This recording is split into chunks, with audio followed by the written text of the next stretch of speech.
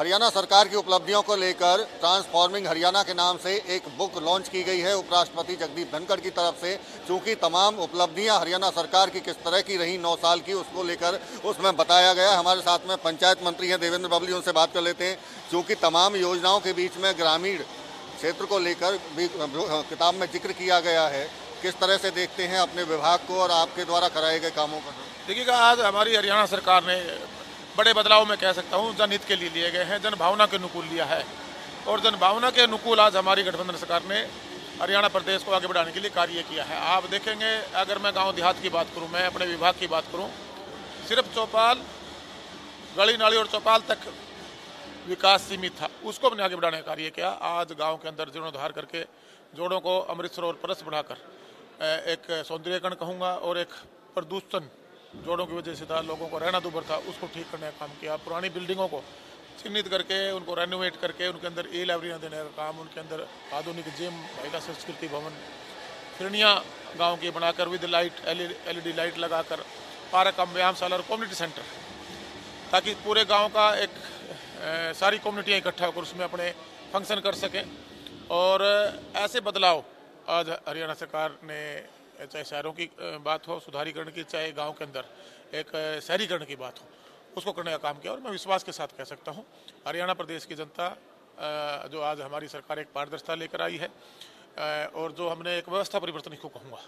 और यहाँ पहले जो सत्ता सुख की राजनीति थी, हमने सत्ता सेवा में उसको बदलने का कार्य किया है। सत्ता सुख की राजनीति आप जिनका जिक्र कर रहे हैं, लेकिन दिक्कतें आपको भी काफ़ी आई टेंडर को लेकर, टेंडरिंग को लेकर, लेकिन अभी भी कहीं ना कहीं कुछ दिक्कतें हैं पैसे को, ग्रांट को खर्च करने को लेकर। आपका अभी हम बयान देख रहे थे, कार्रवाई की आप बात कर रहे थे। देखिएगा, इसमें जो बिचौलिए थे, सरकार ने एक पारदर्शिता, मैं इसको कह सकता हूँ, लेके आने के लिए जो मजबूत कदम हरियाणा प्रदेश की डेवलपमेंट के लिए उठाया, उसमें दिक्कतें आएंगी। जब भी व्यवस्था कोई परिवर्तन होता है तो दिक्कतों को आपको फेस करना पड़ेगा, लेकिन ये जनहित के लिए है। ये बड़ा फैसला हमारी हरियाणा सरकार ने लिया और उसका बेनिफिट ये हुआ है कि जो पैसा पहले नेताओं के द्वारा कहा जाता था कि सिर्फ 15 पैसे ज़मीन पर पहुंचते हैं, आज हम पूरे विश्वास के साथ ये कह सकते हैं कि अगर हम 1 रुपया ऊपर से भेजते हैं सरकार डेवलपमेंट के लिए, तो वो हमारी पंचायत और समितियों और जिला परिषद तक जाने का कार्य करता है। क्योंकि हमने ऑनलाइन पेमेंट PRI के माध्यम से करीबन 5000 के आसपास, चाहे वो सेंट्रल फाइनेंस कमीशन से हो, सेंटर की तरफ से जो मदद आई है, या स्टेट की तरफ से जो पैसा डेवलपमेंट का दिया गया है, सीधा हमारी जो पंचायत राज की जो संस्थाएं हैं वहाँ देने का कार्य किया। और जो डेवलपमेंट के कार्यों का डायरेक्ट पैसा थ्रू टेंडर के एक पैसे का हिसाब हम जनता को दे सकें, गुणवत्ता के साथ समयबद्ध तरीके से डेवलपमेंट कर सकें। जो पर्सनल डेवलपमेंट थी, लोगों की जेबों में जो पैसा जाता था, हमने इसको रोकने का भी कार्य किया।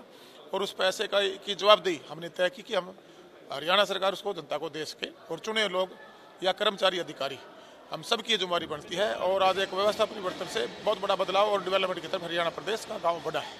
अतुलनीय हरियाणा, किताब में जिक्र इस बात का भी है। 9 साल में, क्या 9 साल में इतना कुछ बदल गया है हरियाणा? चूँकि 2024 के चुनावों में तमाम पार्टियां जा रही हैं, आप भी जा रहे हैं, कि बदलाव ही है, आपके लिए बदलाव नहीं होगा, आप तीसरी बार फिर दोबारा से आएंगे?